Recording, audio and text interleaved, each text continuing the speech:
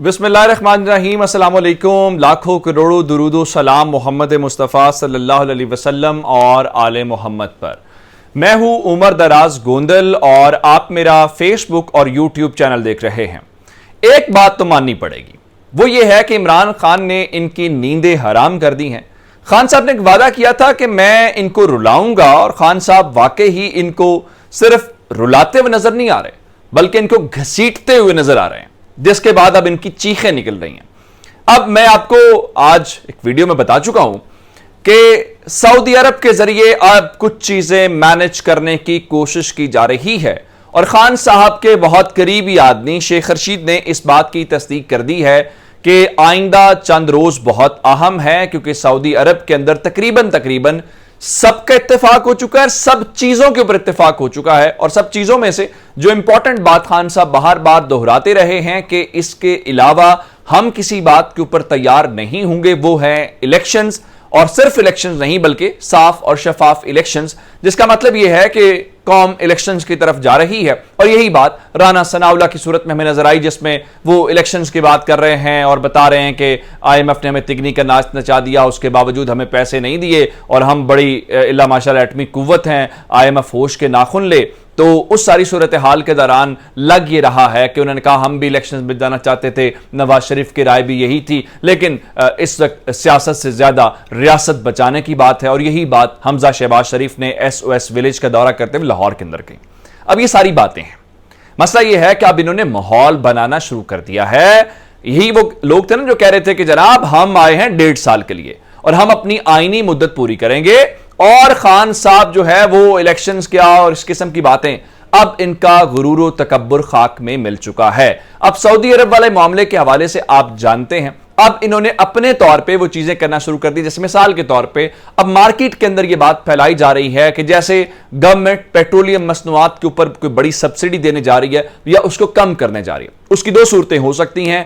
एक सूरत यह है कि IMF इनको मुकम्मल तौर पर इनकार कर रहा है। अब इनको पता चल गया है कि इनकी गवर्नमेंट भी नहीं चलेगी और IMF इनको पैसे भी नहीं देगा, तो स्ट्रेटेजी ये होगी जी कीमतें गिराते हैं और हम हीरो बनते हैं और हम कहेंगे कि देखें हमने तो आपकी कीमतें कम कर दी और देखें हमने अवाम को रिलीफ दिया, हमने IMF के सामने हथियार। ये बातें आपकी नहीं बनेंगी क्योंकि आप ये सब कुछ कर चुके हैं। अब आप कहेंगे खान साहब ने भी काम किया। खान साहब ने हुकूमत में होते हुए, अभी उनकी हुकूमत नहीं गई थी, ये काम किया और IMF के प्रोग्राम को भी साथ रखा। आपने IMF के कहने के ऊपर अवाम का सत्यानाश कर दिया है, और यह बात राना सनाउल्लाह मान रहे हैं कि हमने IMF की वो शराइत भी मानी है जिसके ऊपर हम यानी नून लीग वाले एतराज करते रहे। अब इस सारी सूरत हाल के बाद अब जो अहम डेवलपमेंट है, ये जैसे किसी भी फैमिली के अंदर किसी भी खुशी गमी के मौके के ऊपर यह होता है कि अगर आपके ताल्लुकात डैमेजिंग हो तो आप क्या करते हैं कि आप उस मौके को इस्तेमाल करते हैं और उस ताल्लुक को बहाल कर लेते हैं। कुछ ऐसा ही फॉरेन पॉलिसी के अंदर भी होता है। अब आपको अंदाजा है कि इसी ये जो कुछ रोज पहले चीन के अंदर एक इजलास हुआ, ब्रिक्स का इजलास था, और वहां पे पाकिस्तान को इनवाइट नहीं किया गया। ऐसे ऐसे ममालिक जिनका हमने नाम पहली बार सुना उनको बुलाया गया था। बाद में दफ्तर खारजा ने कहा जी चीन हमें बुलाना चाहता था, हम ऑन पेज थे, लेकिन इंडिया ने हमें ब्लॉक कर दिया। अब उस सारी सूरत हाल को देखते हुए मैंने आपको तब उस दिन यह बताया था कि ईरान वहां पे इनवाइटेड था। उसकी वजह यह है कि ईरान कहीं ना कहीं उसको आप कहें कि वो अपने उस मौकिफ के ऊपर खड़ा हुआ है जहां पे वो अमेरिकी पॉलिसियों को भी नहीं मान रहा, वो रशिया के साथ भी ताल्लुकात रख रहा है, वो चाइना के साथ भी ताल्लुकात रख रहा है, तो उसको क्यों चीन नहीं बुलाएगा। और हम चूंकि इस वक्त सिर्फ और सिर्फ अमेरिकी कैंप में जाना चाहते हैं, हम उस बैलेंस को बरकरार नहीं रख पाए जो रखना चाहिए, जिसमें रशिया भी हो, जिसमें चाइना भी हो, जिसमें अमेरिकन भी हो। हम सिर्फ और सिर्फ अमेरिका की खुशनुदी चाहते हैं, लेकिन अमेरिकन हमारी बात नहीं सुन रहे। अब इस सारे सिनेरियो के अंदर इस गवर्नमेंट की नींदें उड़ती हुई नजर आई हैं और अब ईरान से राब्ता किया गया है। ईद के मौके के ऊपर पाकिस्तान के वजीर आजम ऑफिस ने बताया है कि उनके दरमियान और इब्राहिम रईसी साहब जो ईरान के सदर हैं उनके दरमियान एक टेलीफोनिक राब्ता हुआ है, और दोनों ममालिक के दरमियान, दोनों रहनुमाओं के दरमियान ईद के हवाले से जो मुबारकबाद के पैगामात हैं उनका तबादला हुआ, एक दूसरे को मुबारकबाद दी। अब ये सारी बातें वो हैं जो आपको मामूल के मुताबिक मिलती हैं, लेकिन इसको काउंटर करने की, इसको बराबर करने की कोशिश पाकिस्तान अपनी तरफ से कर रहा है। हालांकि हम इस पोजीशन में हैं ही नहीं। मिसाल के तौर पे आपके आर्मी चीफ क्या है सऊदी अरब, तो आपने chairman joint chief of staff committee को फौरी तौर पे ईरान भेज दिया। उसके बाद में तस्वीर भी आ गई और ISPR ने उसकी तस्दीक भी कर दी।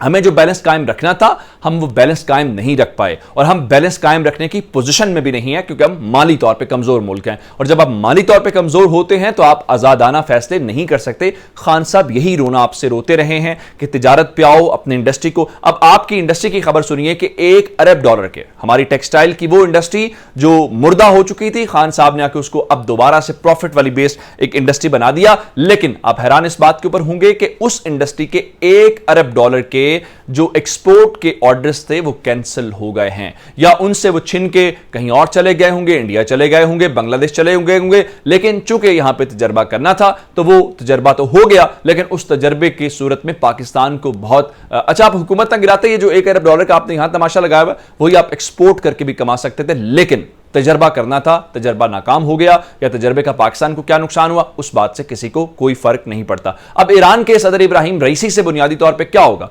एक वजह यह हो सकती है कि चीन के साथ ताल्लुकात को रिपेयर करना, दूसरी सूरत यह हो सकती है कि खान साहब के वहां भी ताल्लुकात अच्छे हैं, वो समझते हैं, सारी इज्जत करते हैं कि कम से कम कोई ऐसा शख्स तो है जो खुल के बात कर रहा है। आप यकीन मानिए, मैंने अपने तौर पर सर्वे किया आके अपने गांव में, और यहां पे लोग बड़ी सादा बात कर रहे हैं। मैंने लोगों से पूछा, जिसने मुझे कहा कि मैं इमरान खान को वोट देना चाहता हूं, मैंने उनसे कुछ से पूछा कि आप क्यों देना चाहते हैं। बहुत सारे लोगों की अक्सरियत की राय यह थी कि पहली बार कोई ऐसा शख्स है जो खुल के पाकिस्तान की बात कर रहा है, पाकिस्तान के मफाद की बात कर रहा है। वो जाती मफाद की बात नहीं कर रहा, फैमिली के मफाद की बात नहीं कर रहा, वो पाकिस्तान की बात कर रहा है। और पाकिस्तान की बात करते हुए वो ये भी नहीं देख रहा कि वो किसके खिलाफ बात कर रहा है। यानी उसके सामने अमेरिका जैसी बड़ी ताकत है, वो उस चीज को भी बॉदर नहीं कर रहा जिसको उसको पता है कि अगर वो अमेरिका को ललकारेगा तो उसकी कीमत अदा करनी पड़ेगी, जो कि उसको अदा करनी पड़ी अपनी हुकूमत जाने का। होना तो ये चाहिए था कि वो अमेरिकन के जगह तरले मिनते करता और कहता देखो भाई मैं आपके साथ हूं, जो हुजूर आप कहेंगे सर आंखों पे। लेकिन उसने उल्टा उनको चैलेंज किया कि आप होते कौन है हमारे ऊपर फैसले इंपोज करने वाले। ये एक आम आदमी की राय में आपको बता रहा हूं। अब इस बात के ऊपर आते हैं नून लीग की 2 नंबरियों के ऊपर। एहसन इकबाल के साथ एक वाकया हुआ, मैंने आपको बताया ये था कि वो वाकया मुनासिब नहीं था। मेरी जाती राय के मुताबिक हमें सियासत के मैदान में करनी चाहिए। ये नहीं होना चाहिए कि आप घर के अंदर मौजूद हो तो कोई आपसे इख्तलाफ करने वाला शख्स आपके घर में आके नारे लगाने शुरू कर दे, कुछ भी, या किसी भी जगह आप अपनी फैमिली के साथ खाना खा रहे हैं, अपने दोस्तों के साथ खा रहे हैं, तो ये वहां पे प्राइवेट नहीं होना चाहिए, जो मेरी जाती राय थी। लेकिन अब खबरें ये आई, जो हमारे दोस्त सलमान दुरानी साहब भी कह रहे थे कि उनके ऊपर प्रेशर डाला जा रहा है, उनको कहा जा रहा है माफी मांगे, और फिर अतातारड़ की इस किस्म की ट्वीट्स और इस किस्म की बातों की खबरें आई कि उनको माफी मांगनी पड़ेगी। फिर कहा कि जहां मिलेंगे अब ऐसा ही होगा। खुर्रम दस्तगीर का ट्वीट आया कि अब नून लीग की कारकुन, अब उसके बाद वो खातून और जो भी उनके साथ मर्द थे वो एहसन इकबाल से मिले हैं, उनके घर जाके उन्होंने अपोलोजाइज किया है, माजरत किया है, चले अच्छी बात है। लेकिन लोग कह रहे हैं कौन ऐसा शख्स है जो ईद के रोजा की माफियां और तस्वीरें और सारा कुछ हो गया और उस फैमिली की तरफ से बयान नहीं आया, बल्कि ये एहसन इकबाल ने अपने ट्विटर हैंडल से खुद बताया है कि वो फैमिली मेरे पास आई है, मेरे से माफी मांगी है, फलां किया है। भाई अगर ऐसा ही था तो उनको एक पब्लिक मैसेज कन्वे करना चाहिए था, उनको अपने ट्विटर हैंडल से, अपने किसी भी जो उनके पास मीडियम है वहां से होना चाहिए। तो आपकी 2 नंबरी यहां से नहीं चलेगी। और फिर एक और बात है, अगर उन्होंने माफी मांगी तो आप भी आला ज़र्फी का मुजाहरा करें। आपने डॉक्टर यास्मीन राशिद की गाड़ी तोड़ी थी, आपने खवातीन के ऊपर शेलिंग की थी, आपने चादर और चार दीवारी का तकद्दुस पामाल किया था। ज़र्फ और अखलाकियात एक जैसी होती हैं। ऐसा नहीं हो सकता कि आप अपने मामले में अखलाकियात और ज़र्फ अलग रखें और दूसरों के मामले में अलग रखें। उसका पैमाना आपको एक ही रखना पड़ेगा, अपने लिए भी और अपने मुखालिफिन के लिए भी। फिर जरा अंदाजा लगाइए कि मरियम बीबी कितनी परेशानी में बेचारी हैं और उन्होंने सबक नहीं सीखा कि आपकी वजह से सिर्फ एक जो गुला है वो शामिल हुआ है और आपको वुज़रा से इस्तीफे दिलवा के उसका काउंटर करना पड़ा है। अब कल ईद है, देखिए खान तो हमेशा, वो तो ईद के मौके के ऊपर भी उन्होंने एहतजाज की कॉल दी थी। तो राना सनावला जैसे लोग कह रहे थे कि तारीख में कभी ऐसा नहीं हुआ कि ईद के मौके के ऊपर भी सियासत की गई हो, तो खान साहब तो कहते हैं कि हम चूंकि जिहाद में हैं, हम एक बड़ी स्ट्रगल के अंदर हैं, एक बड़ी चीज के अंदर हैं, तो हम तो उस चीज में नहीं जाएंगे। अब सवाल ये पैदा होता है कि आप ये देखिए कि कल मरियम बीबी साहिवाल के अंदर जलसा करेंगे। अब आपको ईद याद नहीं आई, अब आपने सबक नहीं सीखा। लेकिन आपको मैं एक और बात बता दूं, उकाड़ा में तो आपने जलसा कैंसिल कर दिया था, बारिशें हो रही हैं पंजाब के अंदर, कहीं कल फिर जलसा कैंसिल ना कर दीजिएगा, इस बार मत कीजिएगा। उसकी वजह यह कि लास्ट टाइम पानी छोड़ के आपने इल्जाम लगा दिया। इस बार खान साहब का जलसा हुए अभी कुछ रोज हुए हैं और जो साहिवाल चीचा वतनी के लोगों ने वहां कमाल किया है उसके करीब भी आप नहीं जा सकेंगे। तो ये मरियम नवाज की मुहिम नाकाम होने का तो पहले ही सबूत है। एजेंसियों की रिपोर्टें हैं, सर्वेज हैं, और फिर नून लीग के अपने लोगों के इस्तीफे देखे ना कि हम मैदान में आएंगे क्योंकि मरियम बीबी संभाल नहीं सक रही और इमरान खान जो है वो लोगों के दिलों में घर कर रहा है, जो मैं जाती सर्वे करके भी आपको बता चुका हूं। अपना बहुत सारा ख्याल रखिएगा। खुदा हाफिज।